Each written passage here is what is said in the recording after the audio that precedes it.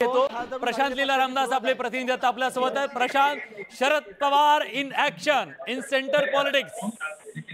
बरोबर आहे विलास, मी तुम्हाला साधारणतः 1 तासापूर्वी याच प्रकारची माहिती दिली होती की आता शरद पवारांना काँग्रेसच्या वतीनं आणि खास करून इंडिया आघाडीच्या वतीनं जबाबदारी देण्यात आलेली आहे।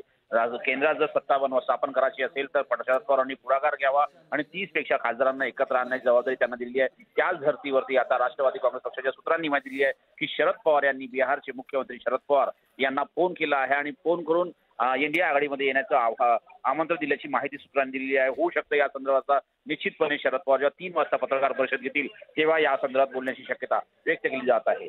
विलास,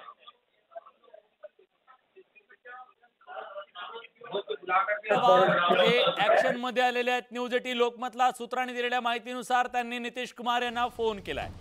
एक पटकन आपण नजर टाकूया का नितीश कुमार यांचं दिल्लीच्या राजकारणात अचानक महत्व वाढलेलं आहे।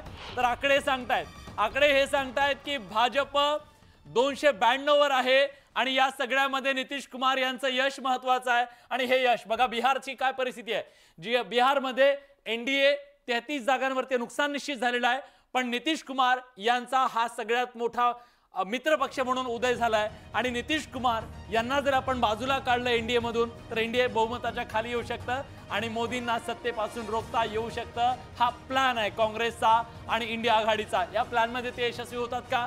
शरद पवार यांची मध्यस्थी कामाला येते का?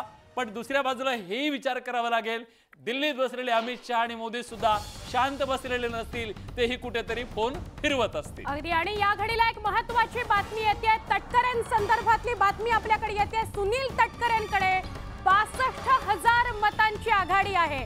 एक आपल्याला निकाल कल समोर येताना दिसतायत आणि रायगड मधून या घडीला एक महत्त्वाची बातमी येते।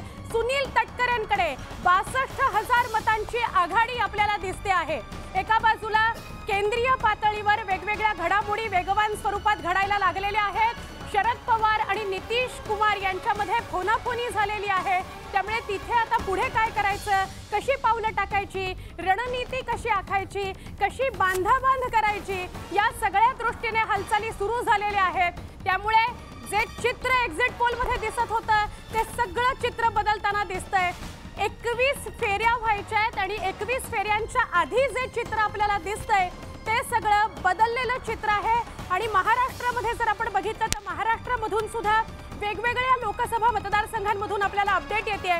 याआधी आपण बघितलं साताऱ्यामध्ये, त्याच्या मागोमाग सांगलीमध्ये काय नेमक्या घडामोडी घडतायत ते अपडेट आपल्यापर्यंत पोहोचतात। आणि रायगडमध्ये आता सुनील तटकरेंचा विजयाकडे वाटचाल दिसते। 62,000 मतांची आघाडी त्यांनी घेतलेली आहे।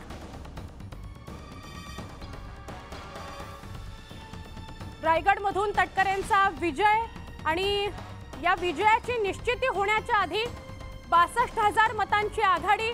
आपण बीडमधनं अपडेट बघितले, सांगलीमधनं अपडेट बघितले, आपल्याबरोबर मान्यवर सुद्धा आहेत। या सगळ्या मान्यवरांचे चेहरे काहींचे थोडे टेन्शनमध्ये आहेत, काहींचे स्माइलिंग फेस आपल्याला बघायला मिळत आहेत, कारण आकडे खूप काही बोलून जात आहेत।